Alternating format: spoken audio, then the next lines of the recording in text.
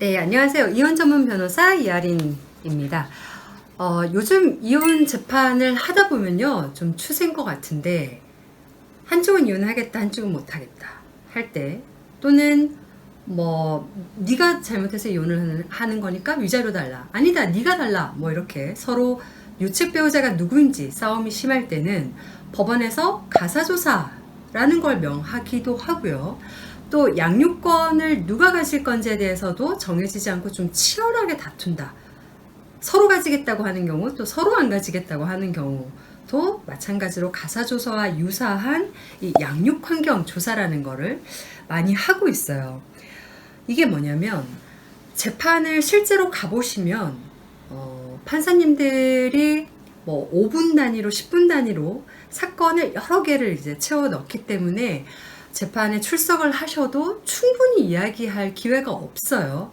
그러면 어떻게 주장을 하고 판사님이 주장을 들을 수 있냐 하면 저희는 다 서면으로 작업을 해서 제출을 하게 됩니다.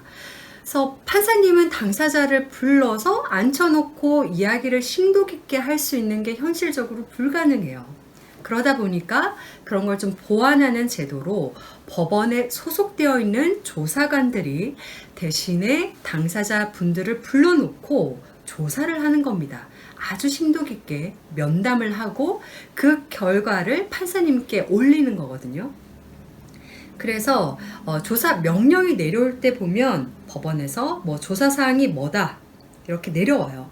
예를 들어서 이혼 위자료에 대한 부분이면 이혼에 대해서 원고 피고의 진정한 의사가 뭔지, 그 다음에 혼인이 왜 파탄됐는지, 그리고 누구의 책임으로 파탄이 됐는지, 유책 배우자가 누군지에 대한 조사를 해달라라고 하기도 하고요. 그 다음에 양육환경 조사도 마찬가지인데요.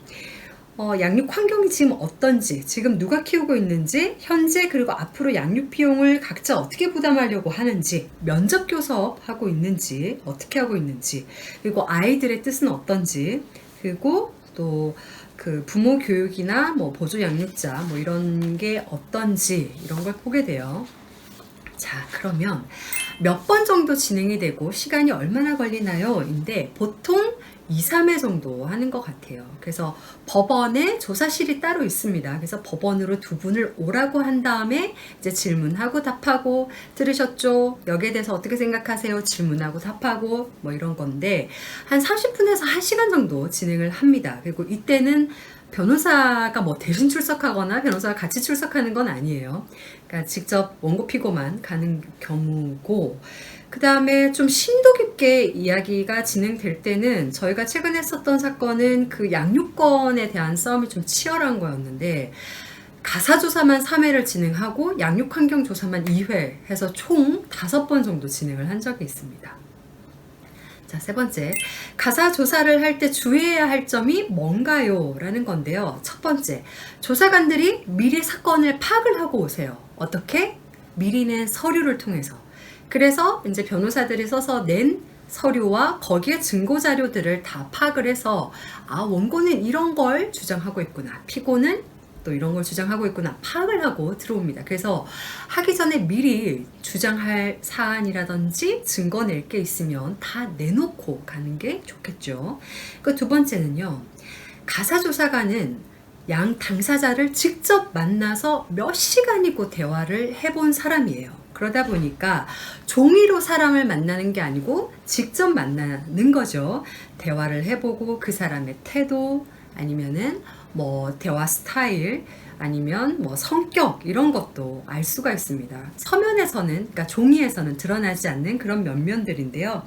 그래서 최대한 차분하고 이성적으로 하는 게 좋고, 흥분하지 않고 대답하고 있는 것이 좋습니다. 그리고 다른 사람이 이야기를 하고 있을 때 내용이 사실과 다르다고 해서 웃기고 있네, 거짓말도 정도껏 해라, 너 그러다 왜 이렇게 싸움을 건다든지 하면 좋지가 않겠죠. 그래서 이게 한쪽이 이야기를 할 때 사실 듣고 있으면 거짓말하는 부분이 당연히 있을 건데, 끼어들다 보면 좋지 않은 평가를 받기 때문에 메모장을 가지고 가셔가지고요, 상대방이 이야기를 할 때 그 반박하고 싶은 포인트를 잊지 않기 위해서 이렇게 체크를, 메모를 하면서 적으시면 좋습니다.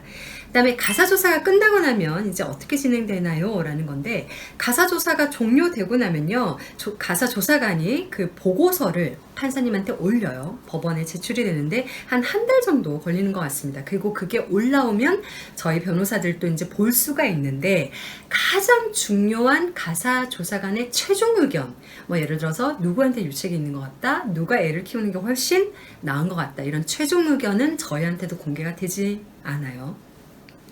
그리고 이게 제출이 되면 이제 그 재판 절차가 그 다음부터 또 진행이 되는 거죠. 양육 환경조사 같은 경우는요, 원고 피고, 그러니까 엄마 아빠만 만나보는 게 아니고요, 자녀들도 데리고 오라고 하는 경우가 있어요. 그래서 만 13세가 이제 넘은 아이들은 반드시 의견을 듣도록 되어 있고, 그 만 13세가 아직 안 됐다고 하더라도 애들 의견을 그 부모님 나가 계시라고 하고 물어보거든요. 물어보고, 그 다음에 애기들이랑 노는 것도 이제 지켜보고 합니다. 그래서 양육환경 조사기를 두고 좀 자녀가 어리거나 한 경우에는 좀 적극적으로 교류를 하시는 게 좋아요. 많이 안아주고 대화도 하고 놀아주고 체험활동도 하고, 그래서 그 유대관계를 좀 잘 쌓고 있는 게 좋겠죠. 대부분은요, 이제 법원에 가사조사실이라는 곳에 가서 이런 면담 절차 이런 걸 진행을 하는데, 간혹 출장 조사를 하는 경우도 있고요. 또 어떤 조사는 전화로 진행이 되기도 합니다. 그래서 제가 실제로 그 조사 보고서가 지금 어떻게 나오는지 좀 설명을 드리려고 하는데, 저희가 진행했던 사건들이고요. 뭐 조사사항 보면 이혼에 대한 쌍방 뜻이 어떤지, 그리고 혼인 파탄의 원인과 누구한테 유책이 있는지 하라고 되어 있고요.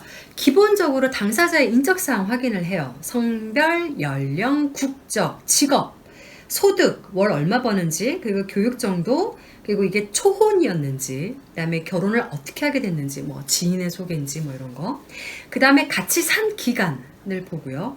그 다음 별거 기간이 언제부터인지 또 보고, 그 다음에 어르신들은 지금 누가 살아계신지 부모님 또 보고, 그 다음에 자녀들이 학교는 뭐 어디에 몇 학년에 재학 중인지 이런 거 보고요. 그 다음에 기타 사항으로 만약에 별거 중이라면 지금 애들을 누가 데리고 살고 있고, 보조 양육자, 그러니까 뭐 친정이라든지 시댁이라든지 이런 보조 양육자가 누군지 또 확인을 하고 있고요. 그 다음에 같이 살고 있지 않은 배우자 같은 경우는 아이들이랑 뭐 어떻게 전화 통화하고, 애들을 뭐 주말에 수시로 만나고 있고 뭐 이런 걸 다 체크를 하고 있습니다. 그 다음에 당사자가 이혼할 의사가 있는지 확인하고, 위자료에 대해서 얼마 받기 원하는지, 재산 분할은 어떻게 했으면 좋겠는지 뭐 이런 건데, 재산 분할에 대해서는 어차피 가사조사관들이 조사하는 사항이 아니에요. 그래서 간단하게 뭐 변호사가 주장하는 내용대로 뭐 하겠다라고 하시면 됩니다. 그 다음에 이제 친권 양육권을 누구로 지정을 했으면 좋겠는지인데, 그 친권 양육권의 차이는요, 친권이라는 거는 미성년자이기 때문에 미성년자가 뭔가 법적인 의사결정을 할 때 누군가가 대신해줘야 되잖아요. 그게 친권자가 이제 대신해주는 거죠. 예를 들어서 핸드폰을 개통을 하려고 한다. 그러면 미성년자와는 이제 그 통신사가 거래를 하지 않기 때문에 미성년자의 법정 대리인이 가야 되죠. 그럴 때 친권자가 갑니다. 그리고 지금의 추세는 친권자가 양육권을 가져가요. 양육권자에게 친권을 다 줘버립니다. 그게 훨씬 편리하기 때문에 그렇게 하고 있죠. 그리고 양육권은 실제로 누가 실제로 이제 집에서 데리고 키울 건지인 거고, 그 다음에 양육비에 대해서도 물어봅니다. 지금 얼마 받고 있는지, 과거에 얼마 받았는지, 그 다음에 만약에 상대방으로 지정됐을 때 양육비를 얼마 정도 줄 수 있는지 또 확인을 하고요. 면접 교섭에 대해서는 지금 애들이 잘 만나고 있는지, 그리고 앞으로는 어떻게 협조를 해줄 건지인데, 이게 협조를 잘해주는 게 굉장히 중요해요. 그래야 이성적인 그 양육자로서 자질이 있다고 보는 거죠. 그래서 이제 아주 상세하게 원고는 요렇게 당신이 유책 배우자라고 주장한다라는 거를 싹 듣고 정리하고, 자, 들으셨죠? 거기에 대해서 피고 입장은 어떠신가요? 싹 정리하고, 또 바꿔서 주장한 걸 정리하고 하는 걸, 여기는 13페이지까지 적혀 있는데 아주 생생하게 거기에서 뭐라고 욕을 했고 뭐 어떻게 했고 뭐 이런 것까지 지금 다 적혀 있어요. 이제 이거는 이혼할 거냐 말 거냐, 그리고 이혼한다고 하면 누구한테 유책이 있느냐, 유책이 있는 쪽에 위자료를 주겠죠. 그리고 대부분은 요즘에요, 이혼은 거의 다 되고 위자료는 아유 주거니 받거니 없이 둘 다 똑같다, 뭐 위자료까지 줄 사는 아니다, 이렇게 정리되는 케이스가 많은 것 같습니다. 그 다음에 양육환경조사 보고서인데요, 이것도 마찬가지로 아까 전에 이야기한 것처럼 기본적인 사항들이 적히고요. 그 다음에 그런 걸 물어봐요. 재혼 의사가 있는지. 그러면 뭐 거의 다 뭐 아이들 양육하는데 집중하려고 한다, 이렇게 이제 대답들 하시겠죠. 그 다음에 이제 양육 환경에 대해서 조사를 하는데요. 현재 양육 누가 하고 있냐.